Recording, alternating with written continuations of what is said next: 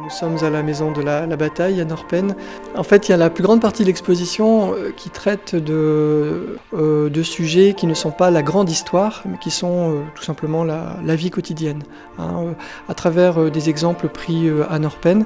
Alors la maison, eh bien, précisément on utilise ce nom à dessein parce que c'est un lieu convivial où on essaye de bien accueillir les visiteurs, en mettant l'accent sur l'histoire. D'abord l'histoire de la bataille de Cassel, qu'on appelle localement la bataille de la Penne. Voilà, il y a plusieurs noms, donc le visiteur risque d'y perdre son flamand, mais on essaye de bien expliquer les choses. Le sujet, c'est une bataille qui s'est passée ici, dans ce petit village et les villages voisins, entre Cassel et Saint-Omer, et c'est le destin de la Flandre française qui s'est joué.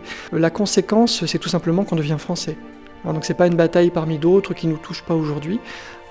C'est vraiment un événement fondamental et qui pourtant est peu connu. Donc notre mission, c'est un peu de raconter le fait régional dans l'histoire qu'on n'apprend pas vraiment à l'école. Par exemple, on va apprendre notre roi François Ier, alors qu'ici, dans le nord de la France, c'est Charles Quint, qui était à l'époque notre souverain au XVIe siècle. Donc c'est cette histoire différente avant Louis XIV, c'est notre spécificité, c'est de la raconter.